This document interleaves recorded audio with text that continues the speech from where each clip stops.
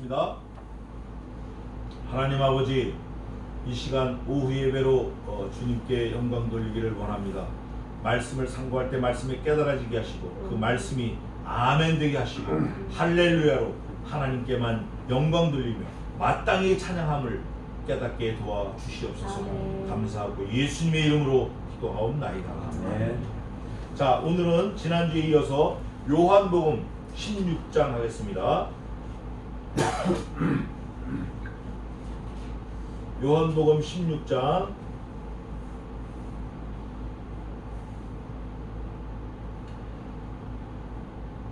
23절부터 24절 두 절만 하겠습니다.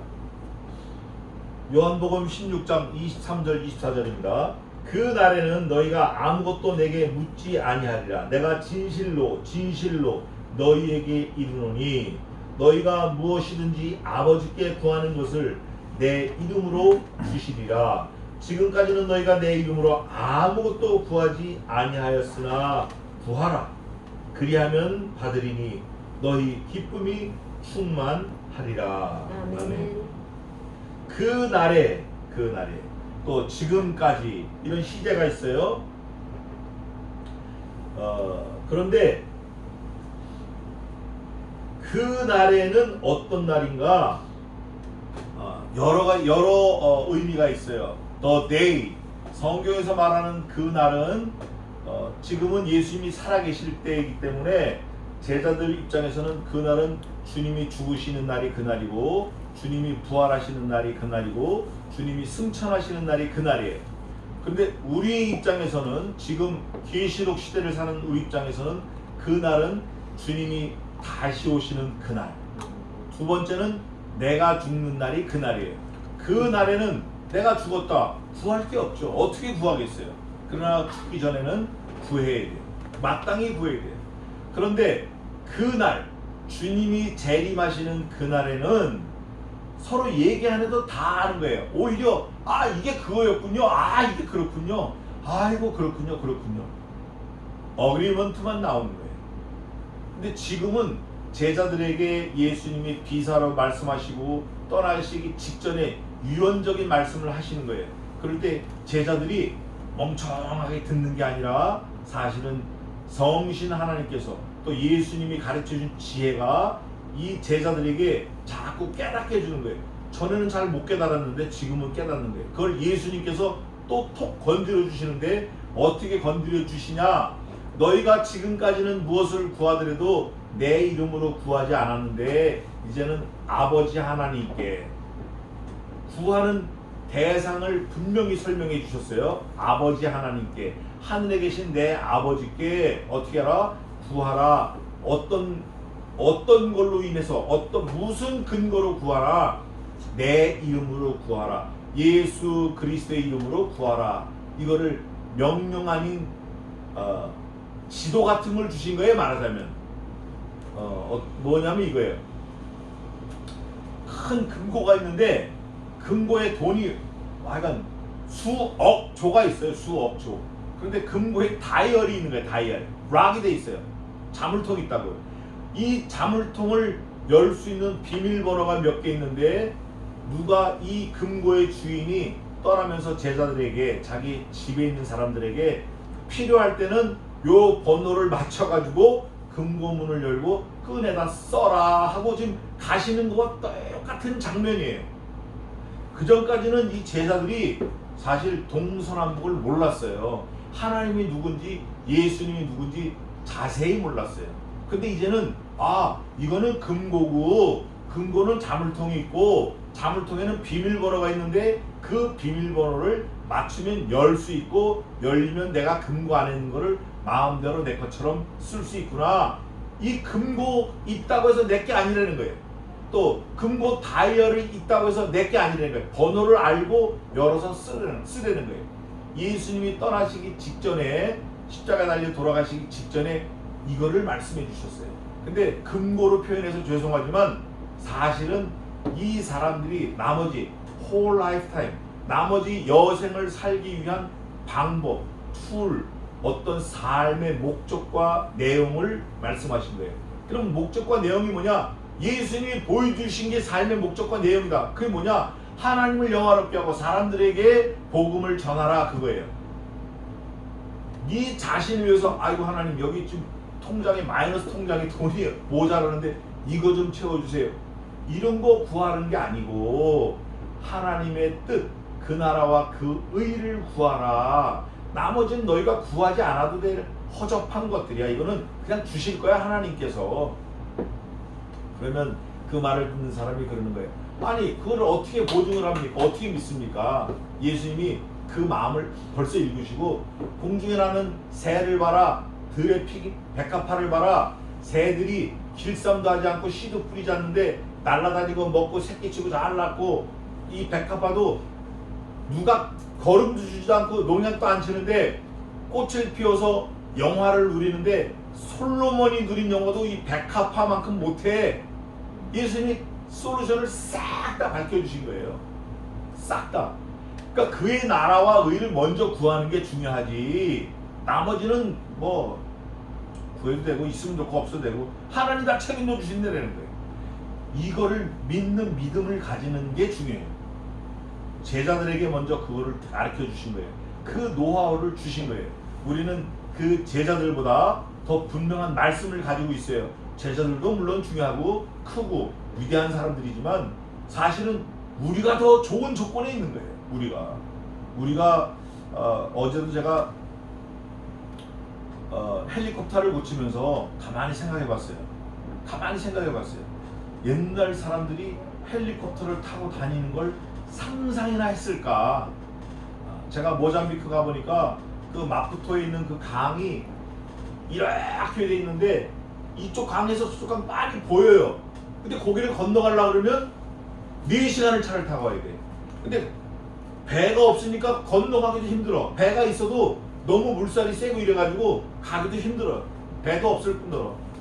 그때 헬리콥터가 있으면 환자도 금방 치료하고 편지도 금방 전하고 하루에 몇 군데도 갈 수 있겠다. 그런 생각을 하게 됐어요. 지금 우리는 그 헬리콥터 정도가 아니라 어마어마한 시대를 살고 있는 거예요. 어마어마한 시대를. 이 셀러폰 하나만 해도. 이럴 때 우리가 깨달아야 될 게 뭐냐? 이거를 가지고 뭐 해야 된다? 나를 즐겁게 하는 게 아니라 하나님의 뜻을 구하고 하나님의 영광을 위해 살아야 되는구나. 그러면 어떻게 되나?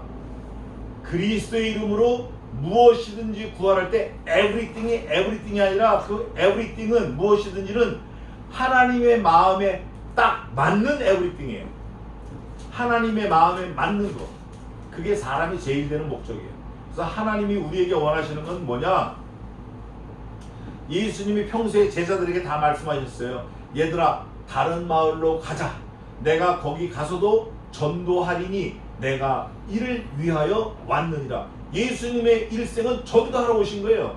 그분은 말씀으로 오셨잖아요. 생명의 말씀, 구원의 말씀, 심판의 말씀, 말씀으로 오셨잖아요. 그걸 제자들에게 지금 never discontinue, 끊기지 않게 물려주고 가시는 과정에 있는 거예요. 그거를 지금 우리가 읽고 있어요. 그러면 그 예수님의 명령을 제자들이 먼저 받았고 그 다음에 누가 받았죠? 내가 받은 거예요. 우리가. 그래서 우리는 하나님의 명령, 그리스도의 명령, 성신 하나님이 우리에게 요구하시는 그거를 이 땅에 살면서 다 삶으로 이뤄내고 가야 돼. 그게 뭐 보리 하나를 심든 논을 2만 마지기를 심든 양하고는 상관없어요. 숫자하고는 상관없어요. 내게 허락하신 그만큼 충성을 다해서 이루어드리고 가야 돼요. 그 심부름 하고 가야 돼요. 그거 안 하면 악하고 게으른 종아, 내가 지옥에서 슬피 울미 있으리라. 그러나 쌀 한 톨이라도 하나님이 내게 원하시는 거 충성되게 잘했으면 이런 칭찬이 있는 거예요. 잘하였도다 착하고 충성된 종아, 네가 작은 일에 충성하였으면 내가 네게 많은 것으로 맡기리니 내 주인의 즐거움에 참여할지어다. 이게 영광. 그리스도의 권한이 내 권한, 그리스도의 영광이 내 영광이 되는 거예요. 여기 예수님이 이 명령을 하시는 것은 지금까지는 너희가 아무 것에도 내 이름으로 구하지 아니하였음에 이제는 하나님께 내 이름으로 무엇인지 구하라. 그리하면 주시리라. 너 잘 먹고 잘 살기 위해서 구하라는 게 아니라 내가 구한 것처럼, 내가 아버지께 구한 것처럼 너희는 내 이름으로 아버지께 구하는데 하나님의 나라와 의를 위해서 구하라는 거예요. 이게 마태복음 6장 33절에 있어요. 제자들이 주님께 늘 그거를 들었는데 오늘은 결론 같은 말씀을 딱 듣는, 아, 이제부터는 그리스도 이름으로 구해야 되는구나, 예수님의 이름으로 구해야 되는구나. 무엇이든지, 그 무엇이든지는 뭐 나 돈 많이 벌게 해주세요, 뭐 가게 잘 해주세요, 뭐 건강하게 해주세요, 200살 살게 도와주세요, 이런 무엇이든지가 아니라 하나님이 원하시는 것, 하나님이 예수 그리스도께 원하시는 것, 그거에 대한 asking, 기도, 구하라는 거예요. 그럴 때 예수님의 이름으로 꼭 구하라는 거예요.